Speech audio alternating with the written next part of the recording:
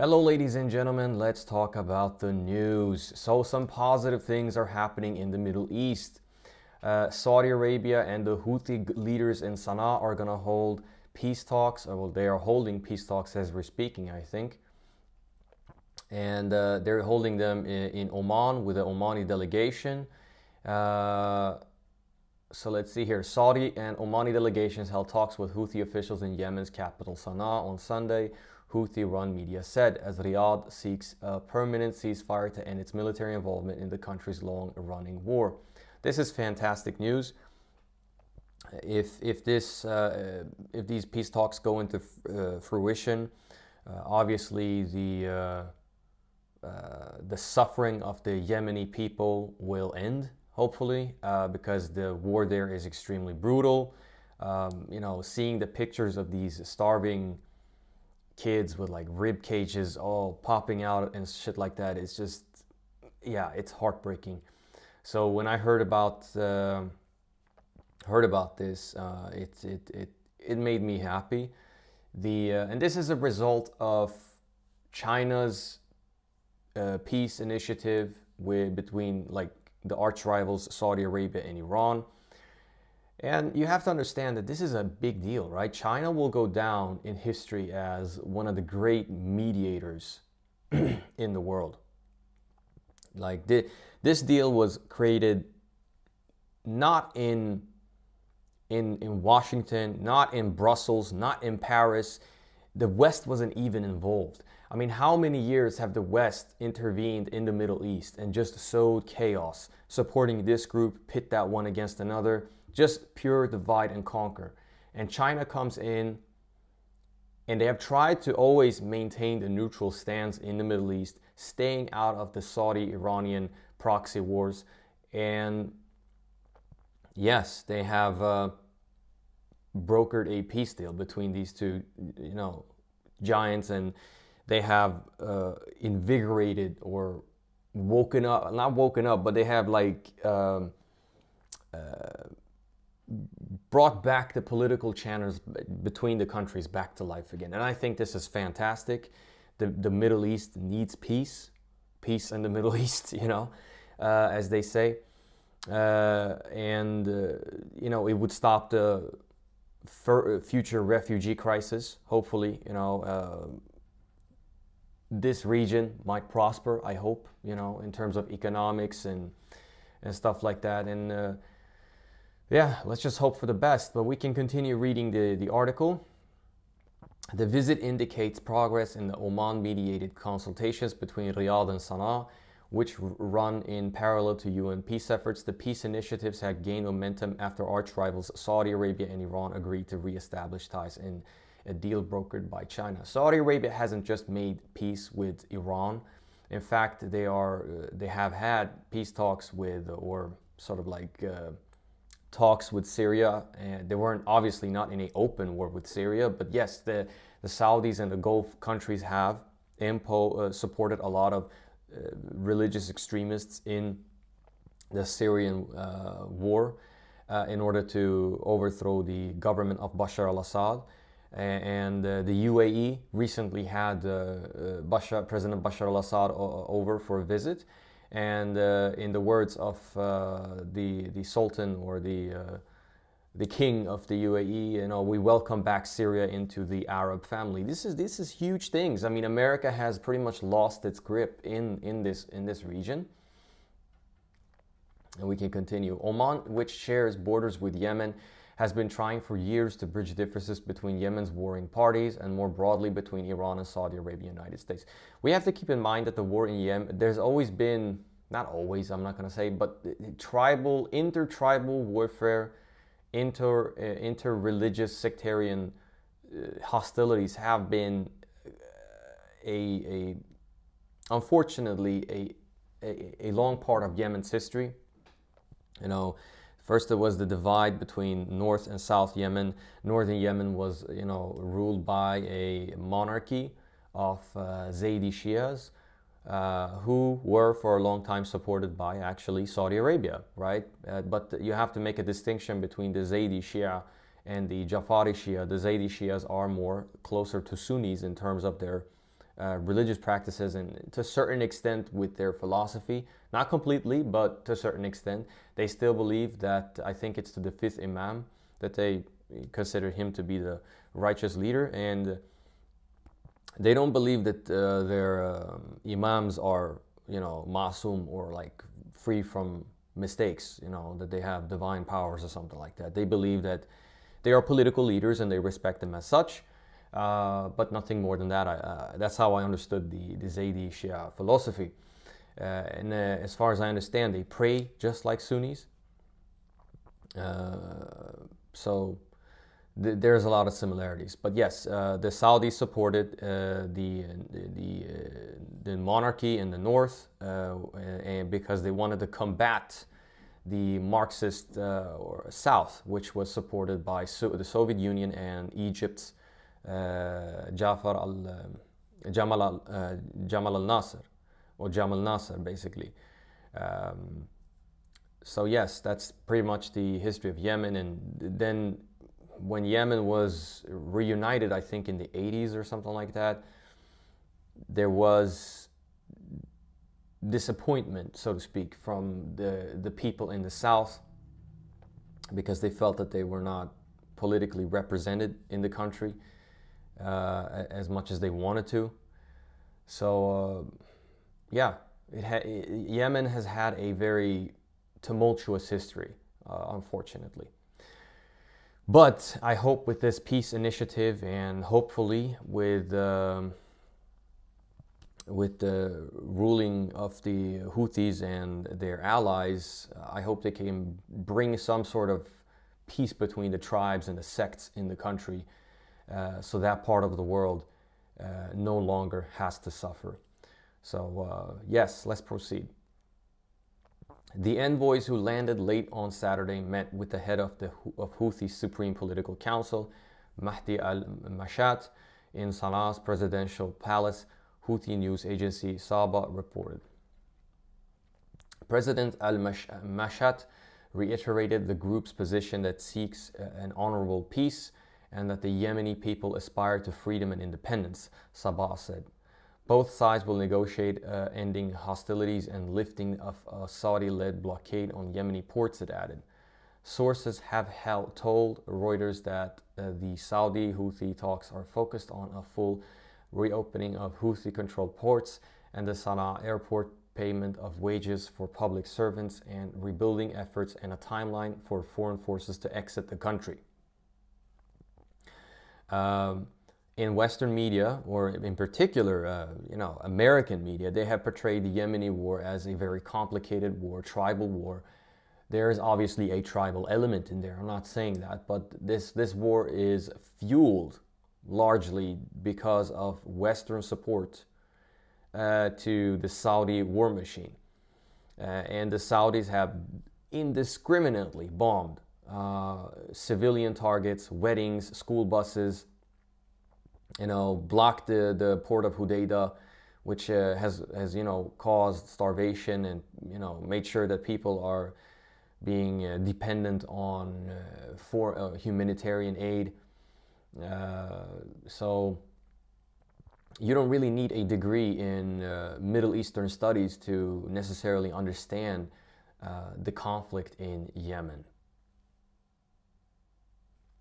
Sources have told Reuters that the Saudi-Houthi talks are focused on a full reopening of Houthi-controlled ports and the Sana'a airport,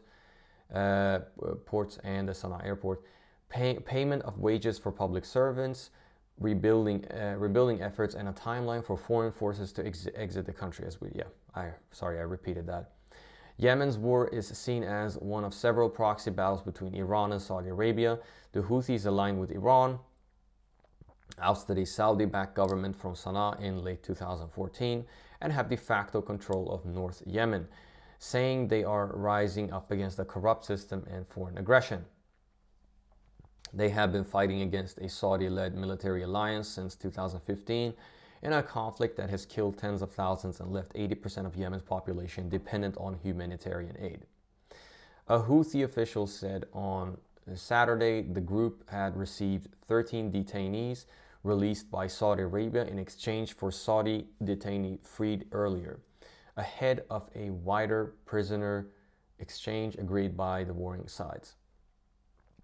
At talks in Switzerland last month, attended by the United Nations and International Committee of the Red Cross, the Yemeni government and the Houthis agreed to free 887 detainees, and 13 prisoners are a part of that agreement, Houthi officials Abdul Qadir al-Murtada said. The Saudi government media office did not respond to Reuters' requests for comments on the prisoner exchange and the delegation visiting Sana'a. So that's how it is. And I thought we can move on to the leaked documents that, Kiev's offensive against, Russia. And these documents were not supposed to be leaked. The problem I have with the strategy of the Ukrainian army sometimes is they always announce things. They always say, "Oh, we're going to announce an offensive. We're going to do this." And that's not smart, really. It's kind of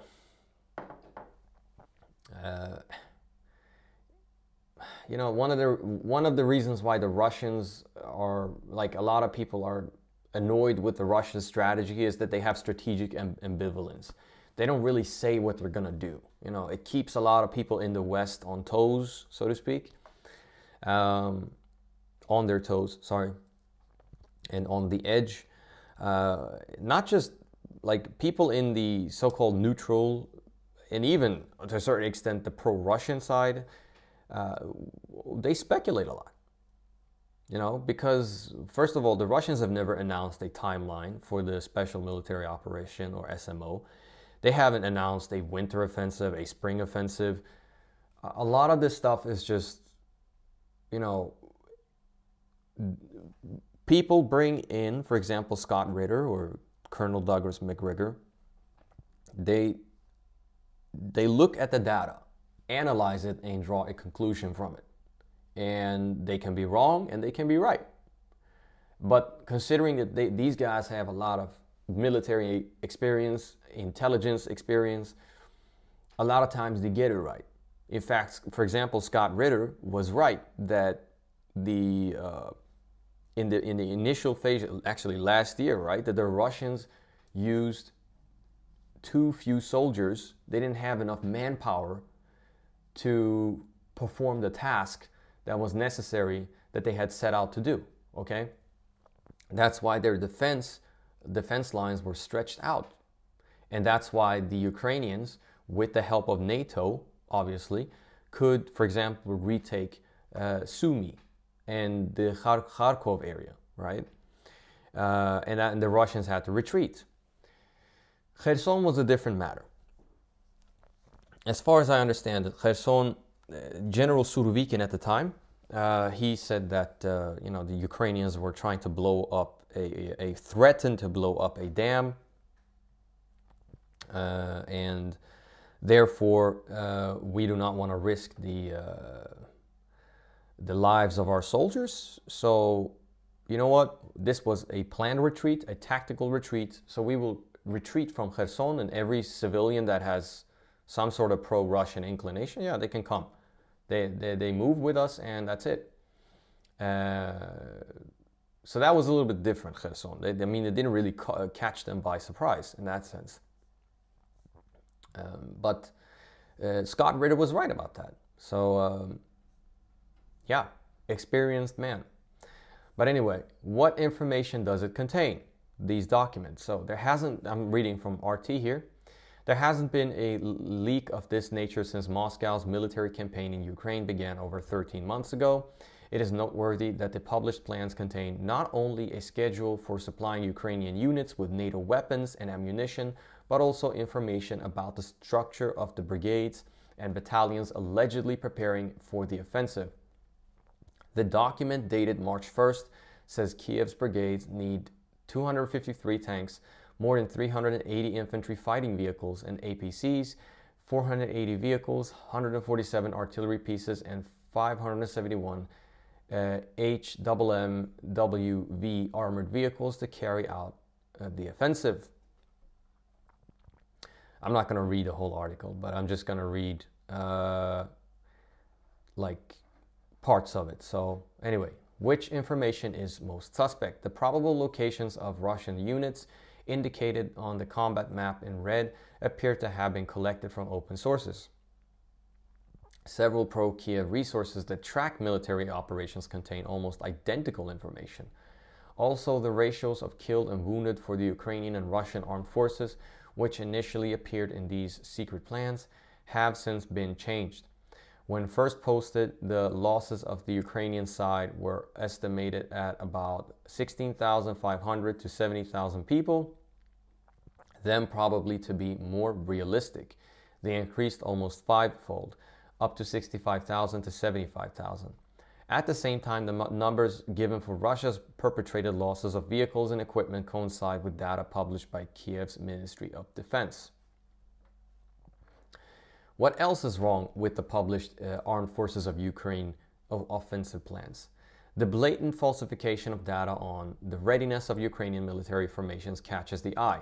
The document states that of the 9 supposedly to be trained up to US and NATO standards by March 31st and April 30th, 5 of Kiev's brigades have had 0 training. These are the 82nd Airborne, the 32nd, 117th, and 118th Territorial Defense, as well as the 21st Separate Mechanized.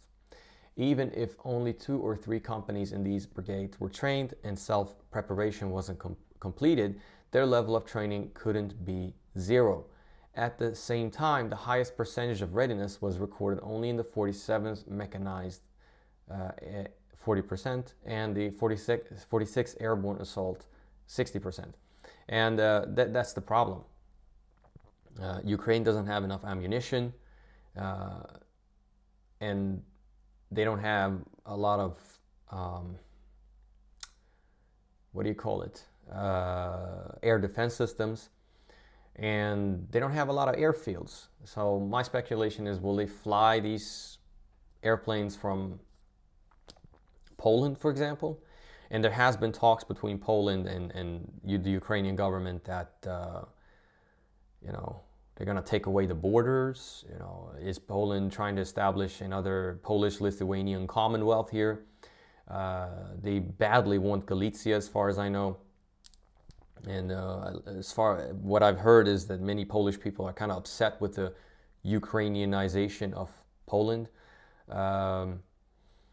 because traditionally speaking, you know, Ukrainian nationalists, actually their first enemy was the Polish, the Polacks, right? I mean, Stefan Bandera and his Ukrainian insurgent army murdered like 110,000 or 200,000 Polish people, you know.